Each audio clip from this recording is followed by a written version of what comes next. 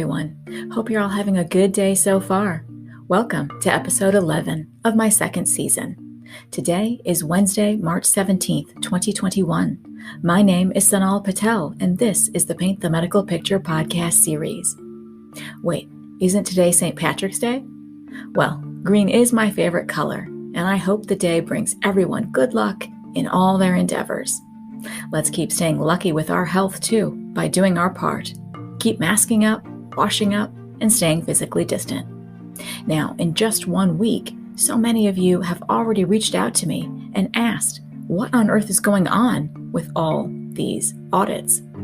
Well, look no more. I have even more details in this episode. This episode highlights the insights of my return special guest, Jenna Godlewski.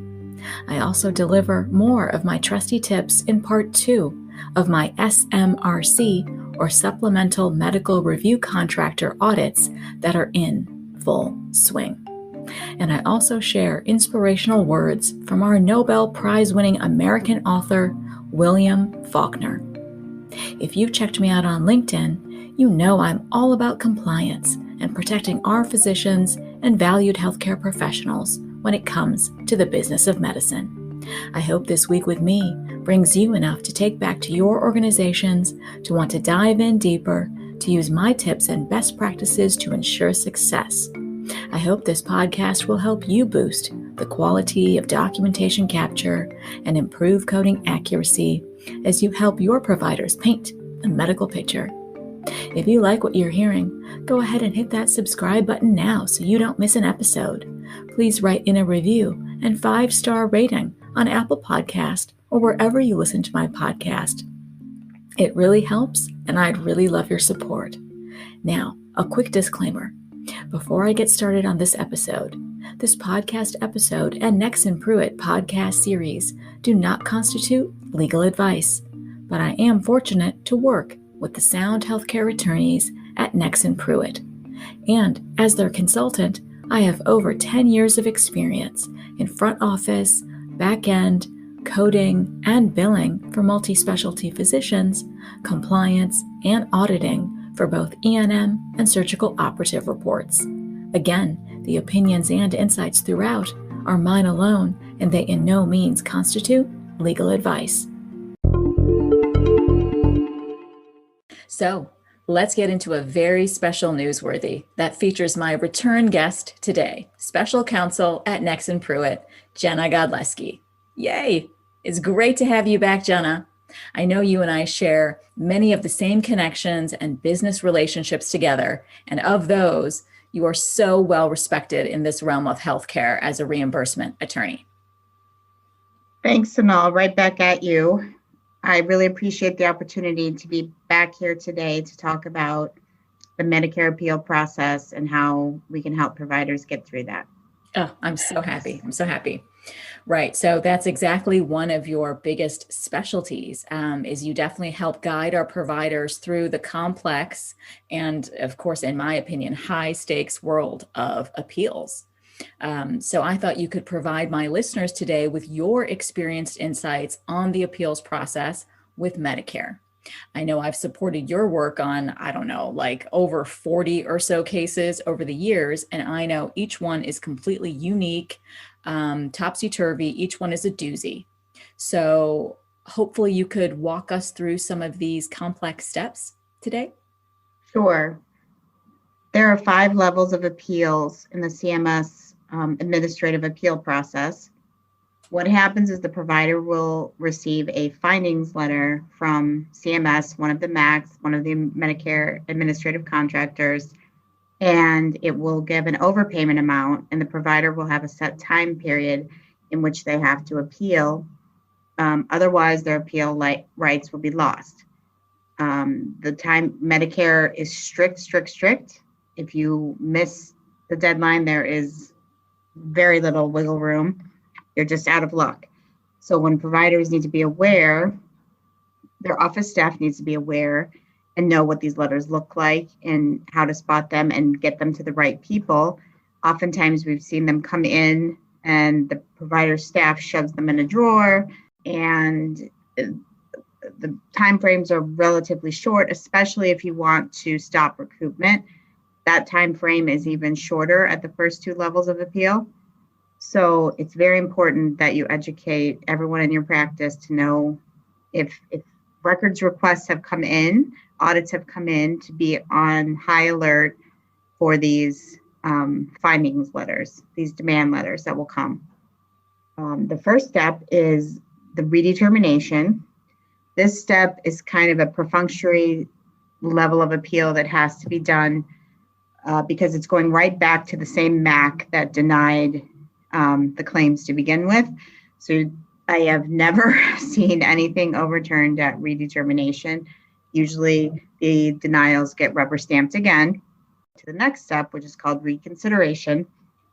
This is actually another level of appeal. It's all done on the written record. There's no opportunity to speak, but at least at this step, the provider will be able to present their case to what's called a QUIC, which is a qualified independent contractor who is still a Medicare contractor, but independent of the MAC. So your chances at this time become a little bit better because you're before an independent body and a more independent body.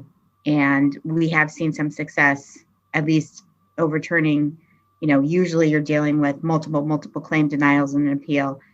So we have seen some success at this level with overturning certain claims. The next step is what providers long to get to because it's actually a judge that you can present your case to. You can speak, you can bring experts in to present your side of the story. The unfortunate thing about the Medicare appeals process at this stage in the game is that it is now taking providers 6 or 7 years to get to this stage. We have clients that we've had for that long and are just now, after 6 or 7 years, finally getting their day in court. And that is a tough, long road to hoe, which we'll talk about a little later in the podcast. But that is the third step. And the COVID pandemic obviously has not helped the lag times at all, because now all the administrative law judges and most of CMS auditors are working from home. And that has, significantly slowed the process down. The fourth level of appeal is the MAC, or the Medicare Appeals Council. This is another written review. It's not an actual judge, but if you lose at the ALJ level, you can go on to the Medicare Appeals Council. From my experience, in my opinion, unfortunately, the Medicare Appeals Council does tend to rubber stamp Medicare decisions and overturn the ALJ a lot, which is frustrating. And CMS normally, because they're not paying for attorneys, they have in-house everything, they will typically appeal to the MAC if the provider does win at the provider loses at the ALJ level. This level used to, by statute, you're supposed to get a decision within 180 days, and decisions have been taking 800 days. We personally have a client right now who has a appeal pending before the Medicare Administrative Council, and it has been over 800 days since we have submitted that appeal. So even though the provider is forced to follow by the timelines, CMS seems to be able to do whatever they want. So unfair. And the final level of appeal is you can take your case to a federal district court if you're not happy after, the Medicare Appeal Council. We're probably talking at this point 10 years down the road, but it is an option. If the provider has the resources and the will to keep fighting, that can be done, and it is done. So that is the 5 stages of the process. One thing I want to note that some providers don't understand is when they get their findings letter, the actual amount that is due based on how the claims that were paid can be what's called extrapolated, meaning that CMS can take a sample set, and if they follow the regulations set forth by Medicare, for instance, $12,000 worth of claims that have been denied can all of a sudden be extrapolated over 3 years to $2.3 million. So these can get blown out of hand really quickly if the error rate, if CMS determines your error rate is high enough. And it's not, a lot of times, most of the appeals we've seen have been very high dollar amounts. Yeah, I mean, absolutely. I'm listening to you, and I think you heard me interject there. It's unfair on so many levels. It's so unfair. They wait years and years and years, and then they don't even follow any rules. They just seem to do what they want, in my opinion. That's completely unfair. And this extrapolation thing, wow, that's... Yes, the odds are stacked greatly against the provider in the appeals process, which is why we always advocate proactive coding compliance so that providers don't find themselves in these situations. Because when they are, there are so many economic and legal considerations. If a provider gets a big appeal and decides not to spend the money to fight it, that can end up being disastrous, because if they don't correct or figure out get education from CMS on what they're doing wrong, and they continue to bill the same way, they're going to continually be audited. They're going to get hit again. They're going to get tagged for fraud, waste, and abuse. It's not going to go away. Shutting your practice down doesn't make this go away, because a lot of providers have tried to shut down and open anew, but CMS now has recently, in September 2019, they enacted in their enrollment regulations that if you owe Medicare a significant amount of money from another practice you were at and try to open again, that can be a denial reason for not giving you a new Medicare provider number. So you can't escape it. If you get caught in the appeals process, you've got to quickly make decisions try to decide how to keep your practice viable while navigating the appeals process. Recoupment can only be stopped through the first 2 levels of appeal. Once after you've exhausted the first 2 levels, CMS will start recouping, and interest will start to accrue immediately. And a lot of providers don't understand that. So a strategy we often use is trying to help providers set up a payment plan immediately, even if we're going to fight it, because if you eventually win, you'll get the money back, but you're not going to have exorbitant interest continually added on throughout the years and years that you're waiting. So there are many, many considerations, one of which is usually to win, you need a good medical necessity expert that takes the time to go through claim by claim for all the medical records and gives you, either tells you, okay, you've got a viable argument here, or you don't, but gives you meat substance to actually argue before at the appeals process. Otherwise, general appeals don't work. Just submitting general arguments, we find, do not work. You really have to dig into what the issues are, and if the documentation does support the medical necessity, you need to point the reviewer to the documentation and let them see that it is there, and bang him over the head with it. And we that's really the best advice I can give to a provider is you really do need an attorney to help you navigate this process, because there are also legal arguments that can be made sometimes that are very helpful. And you need a good medical necessity expert to help you navigate the issues and help you improve. Don't forget the improvement part, so that as you continue to operate your practice, you are going forth compliantly or more compliantly to stay off the radar in the future. Absolutely. So, in my experience, I don't think I've ever,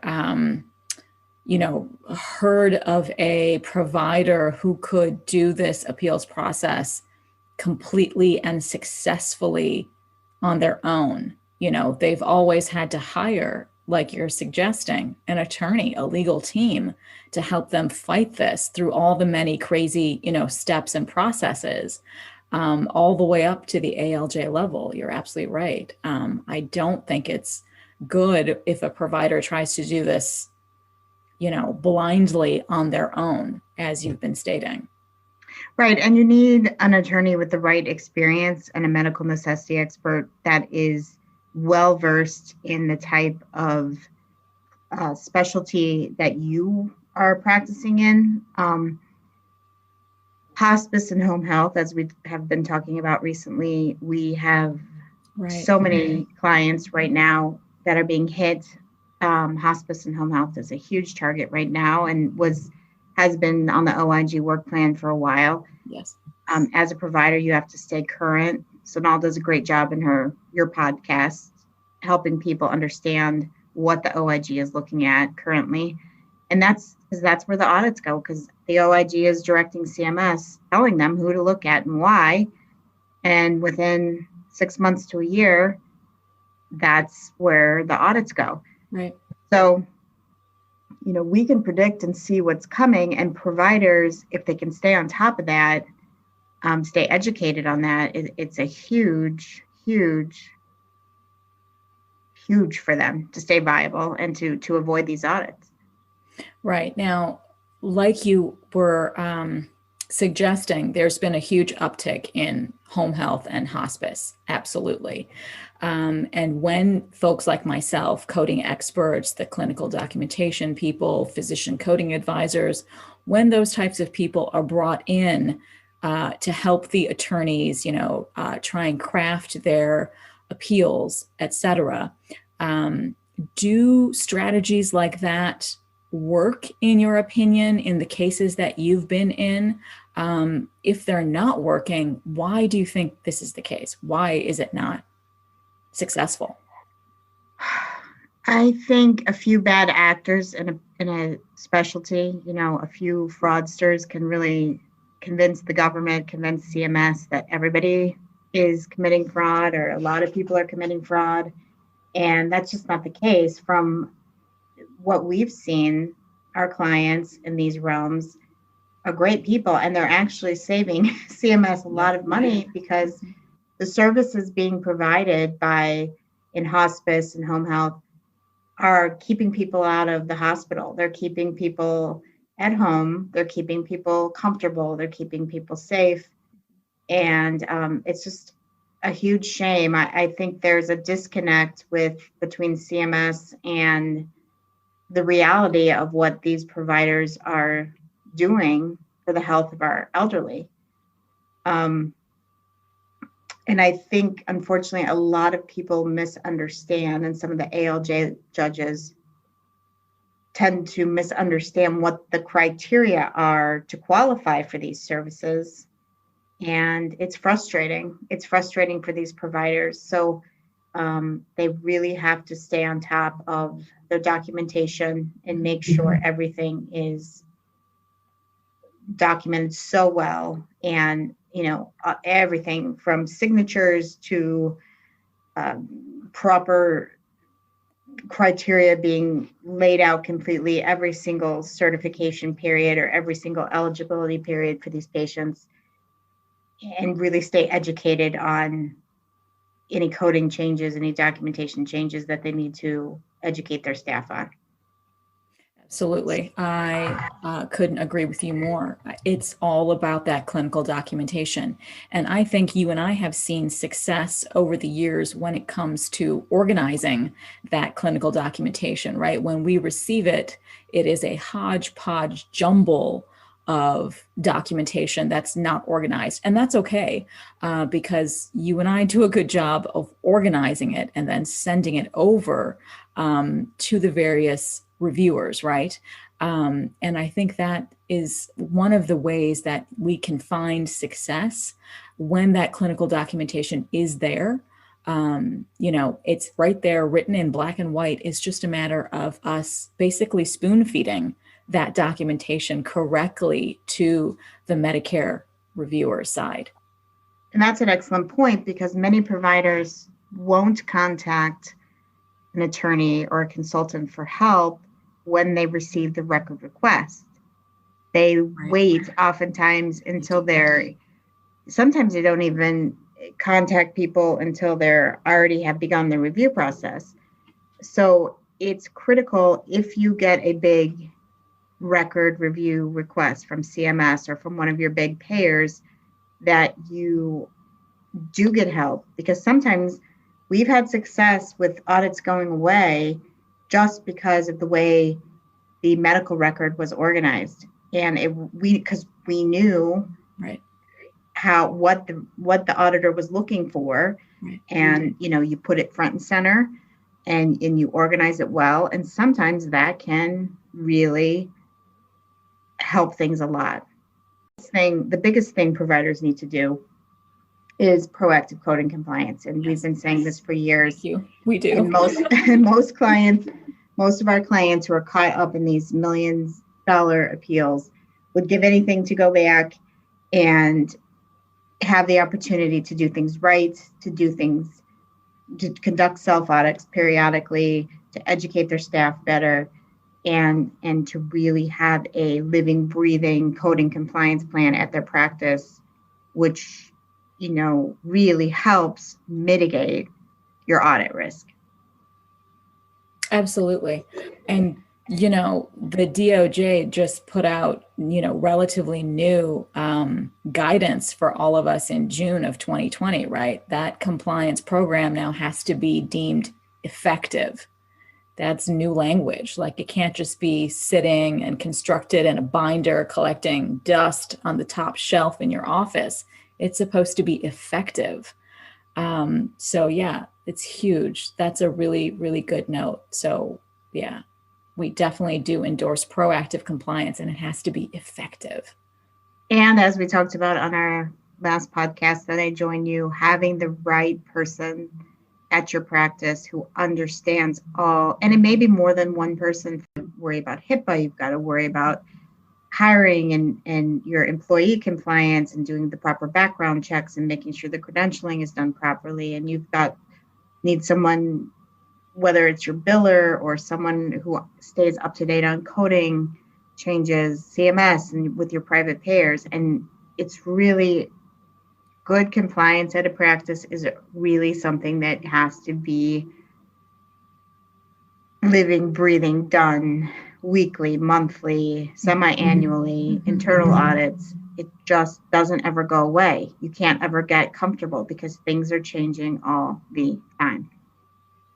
That's right, Jenna. Wow.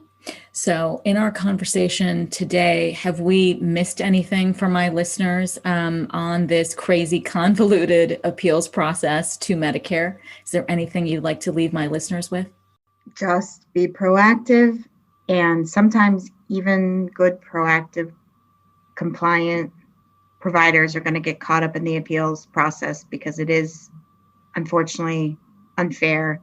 And if it happens, just make sure you get the right help and you're educated on how to, effectively attack it and have someone that can help you implement the right strategies to keep your practice viable and survive the process. Thank you so much for your incredible insights and your knowledge in this space, because I know it's complicated, but I know all my listeners are going to appreciate your helpful tips on how to do this.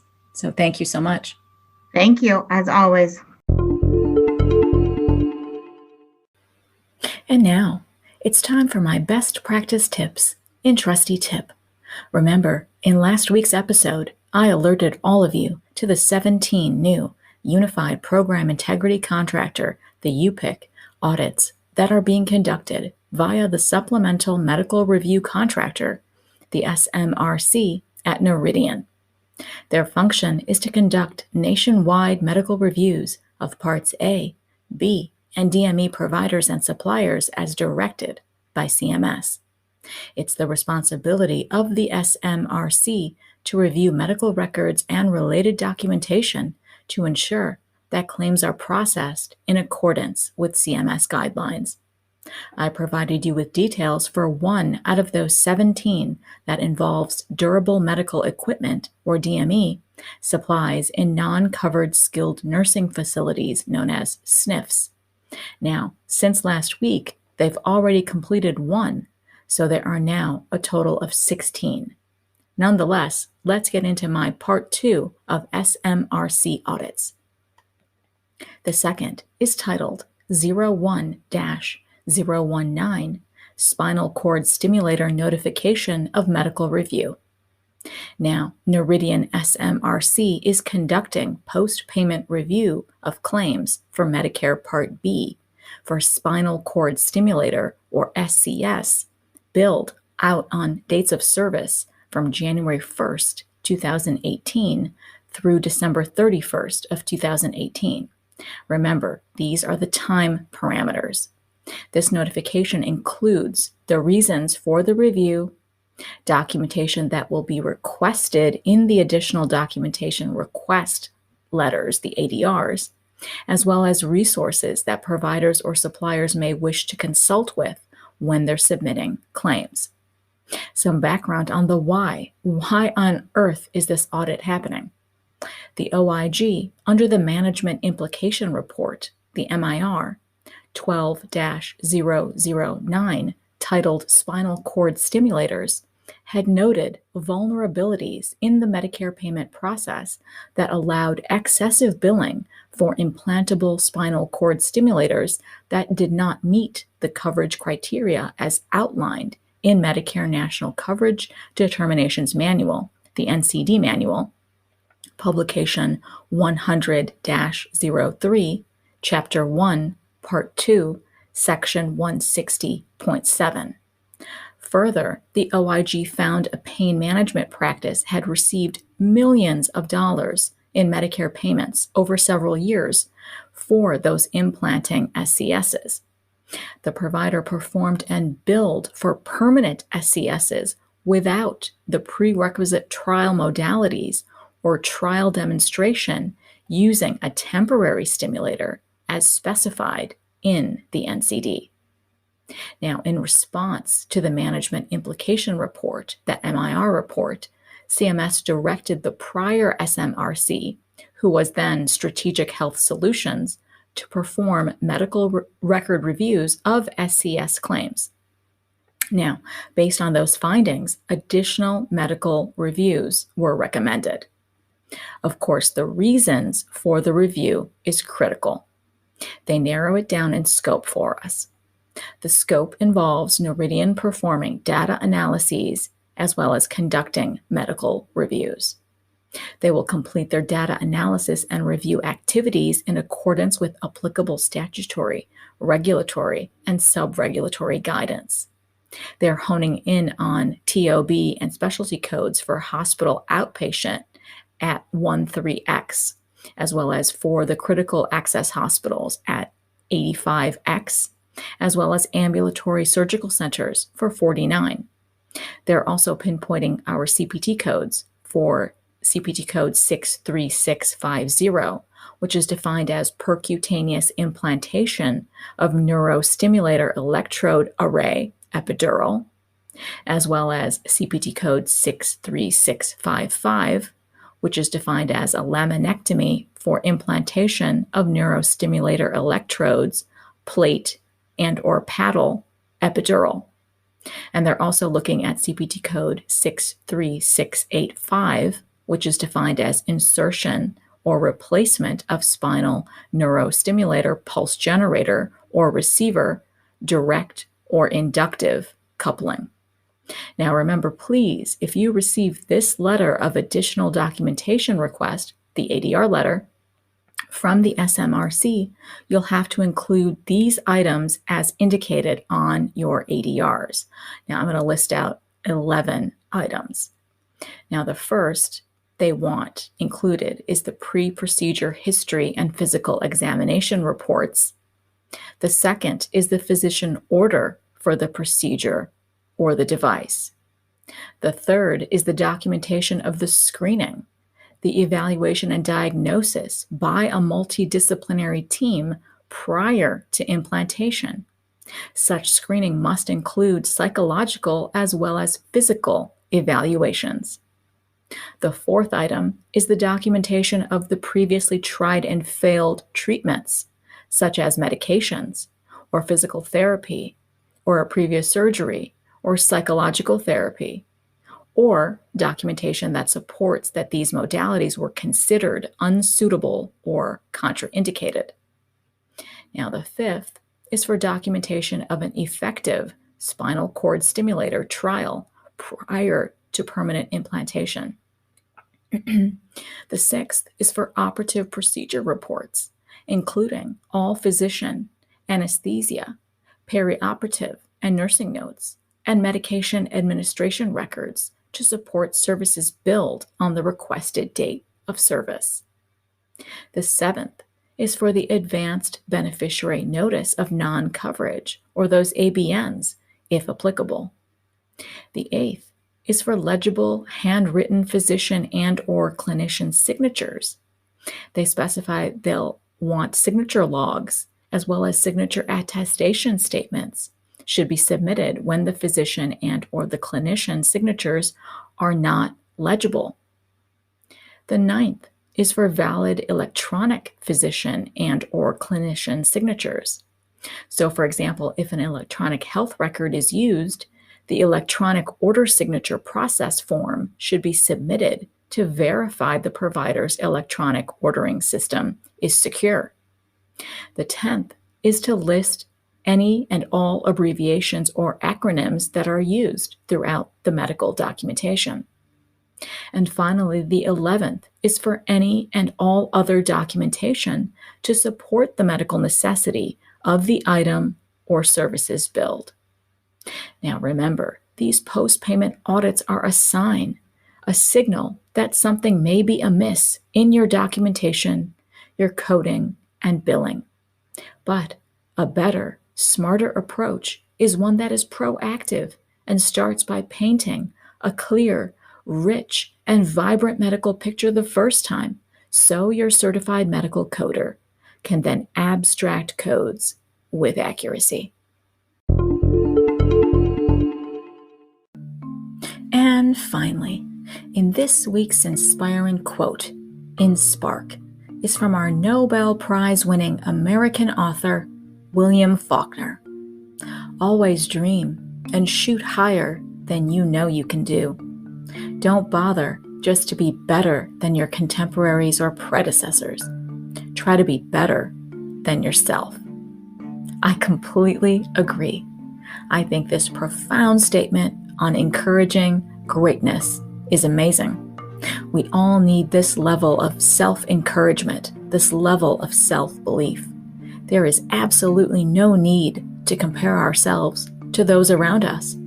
There is, however, a need to hone in on our goals and dreams and keep setting those goals and dreams higher and higher.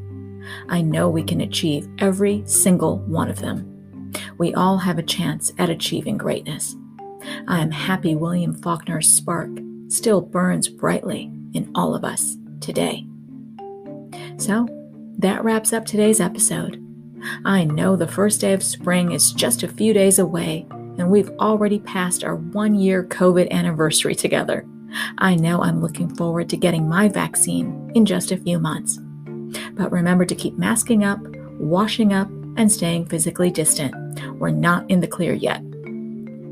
Please go out and make this a great day, an incredible week for yourselves. Aim a little higher, do a little more, and give back in any way you can in 2021. There's so much each one of us can do. As always, I appreciate you diving into today with me.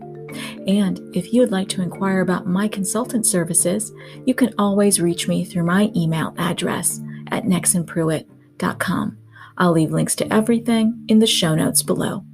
Please continue staying safe and healthy, practice safety for one and all during our collective life in the time of coronavirus. Thank you for listening in on today's very special episode, and I hope every week with me brings you closer to helping your providers paint a masterpiece. See you next Wednesday.